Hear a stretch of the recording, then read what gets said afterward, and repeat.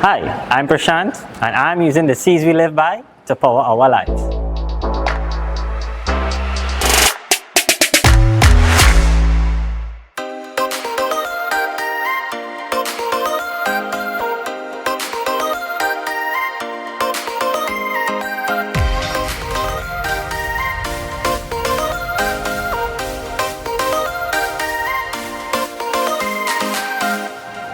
So hi, my name is Prashant Birbal, and I'm a PhD student in civil engineering. And many people think that civil engineering only consists of buildings, bridges, infrastructure, roads. But many people also, including myself at that point in time, didn't know that civil engineering also includes the usage of water, and more particularly the mechanics of fluids. So when you're looking at dams, routing pipes for a network from a development per se, all of that is civil engineering. So for my project, consider two dams, one at a higher elevation and one at a lower elevation. And we know that dams store fresh water behind them. And that elevation of water, or that head, hydraulic head, behind that upper reservoir determines the potential energy that the dam or that system has. But I went a step further and I substituted the lower reservoir for the sea. And I'm substituting the fresh water for seawater. How am I doing that?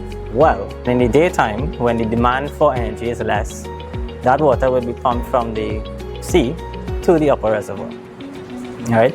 And then in the night, when the demand for that energy increases, it can be released through the upper reservoir, through the penstocks or the pipes, back into the sea or the lower reservoir. That system, or that closed loop system, would function just like that for when the energy is required or needed. My system, or the system that I'm looking at, would look at an alternative battery source to supply that energy or that power to our electrical grid for areas that need it, when the demand increases for that supply. For example, if they're locked out of their system, if something falls on their power lines and creates a gap within that grid, instead of waiting a very long time for them to get back energy, you can simply release the water from that upper reservoir back into the sea to turn our turbine to produce electricity to the area that need it. This is a system that could work much more for rural areas. If we're looking at Trinidad, for example, we can look at areas like Blanchisseuse, Matlock, Lafayette, those areas that are far away from the urbanized areas or far away from a power plant. That when a tree does fall or high winds occur and a landslide occurs and now their electricity or electrical connection is interrupted, this battery supply could function to mitigate that lack of energy. So for my identification of potential sites, I use the program ArcGIS Pro and the data sets associated with the topography, the reserves, the distance from the sea to the area in question. And I overlaid all of these into a multi-criteria analysis, looking at also the displacement of people if the system was to be built. And I therefore identified certain sites throughout Trinidad in which this system could be applicable.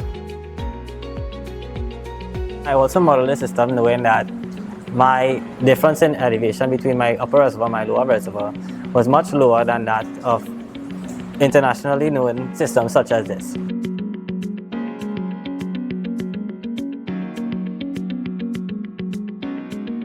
So if we're looking at lower elevations, we need to find a way to compensate for that lower elevation to generate sufficient power or sufficient energy. How do we do that? Well, we have to do that in one of two ways. Since our equation is rho GH by Q, where Q is our flow, we can define our energy based on our flow. In determining that or altering that flow, we could increase the diameter of that pipe coming out from our upper reservoir. In expanding that diameter, we're expanding the flow coming from that upper reservoir, thereby increasing the amount of power that is being generated at that point in time.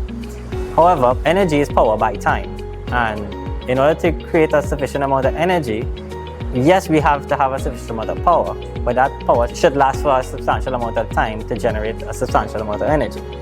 So in getting that time frame right, we need to increase the volume of the reservoir or the upper reservoir to compensate for that. So we're doing it by both compensating for the volume of water as well as the diameter of our pipe exiting our upper reservoir to the sea. Right, so it's not just one system I built from an upper reservoir to a lower reservoir connected to a pipe. I also vary the size of those pipes as well as the configuration of those pipes. Meaning, I would have a pipe running from point A to point B, meaning upper reservoir to lower reservoir, directly by a 45-degree angle. There will be another configuration running horizontally to the sea or the lower reservoir and coming down 90 degrees back at it. Right? There was also another system running directly straight from your upper reservoir straight to your sea. Consider it like if your dam is on a cliff and it connects directly above your sea and it goes straight back down to your sea and it turns the turbine just before it reaches the sea. In so doing, we found that the system functioned best with the one with the shortest configuration due to less friction being available due to that shorter configuration, but also a larger pipe. Especially within this system where it acts as a backup source of energy, we don't need the energy to last throughout several days. We just need it to last for the period of time that the area would not be supplied by power.